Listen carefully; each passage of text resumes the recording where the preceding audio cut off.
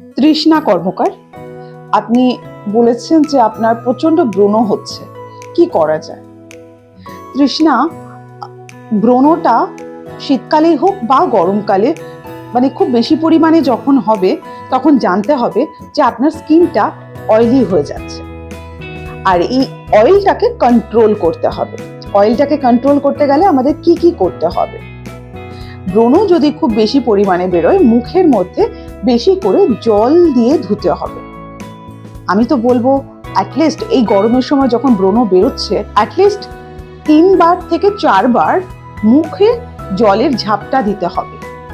স্কিনটাকে হাইড্রেট রাখতে হবে। যখনই স্কিন একটু অয়েলি হয়ে যাবে তখনই কিন্তু আপনাকে জল দিয়ে মুখটাকে ধুতে হবে। আর আমি সবসময় বলি, জল দিয়ে যখন মুখটা ধোবেন অ্যাট এ টাইম 60, কিরকম 60 আপনাকে মুখে জলের ঝাপটা দিতে হবে। অয়েল কন্ট্রোল হবে। এছাড়া আপনার যেটা দরকার সেটা হচ্ছে কমেডন ফ্রি যে ফেস ওয়াশ, সেটা আপনাকে ইউজ করতে হবে। ক্রিম মানে অয়েল বেস যে ময়েশ্চারাইজার আছে সেগুলো ব্যবহার করবেন না, বা সানস্ক্রিনও অয়েল বেসড যেগুলো রয়েছে, ক্রিম বেসড যেগুলো রয়েছে সেগুলো আমরা ইউজ করব না। ওয়াটার বেসড যেগুলো রয়েছে সেগুলো ইউজ করতে হবে।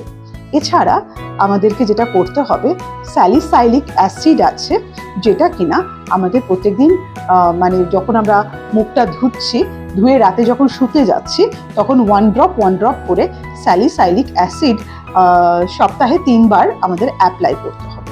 এটা করলে আমাদের স্কিনটা, অয়েলটা কন্ট্রোল হবে, স্কিন হাইড্রেট থাকবে আর ব্রণটা কম বেরোবে। এছাড়া সপ্তাহে 2 দিন আপনি মুলতানি মাটির প্যাক অ্যাপ্লাই করতে পারেন। আমি বলছি এগুলো একটু চেষ্টা করুন। অনেক জিনিস আছে, কিন্তু সবগুলো যদি একবারে বলে দিই, আপনি কোনটা ছেড়ে কোনটা করবেন তখন একটা প্রবলেম হয়ে যায়।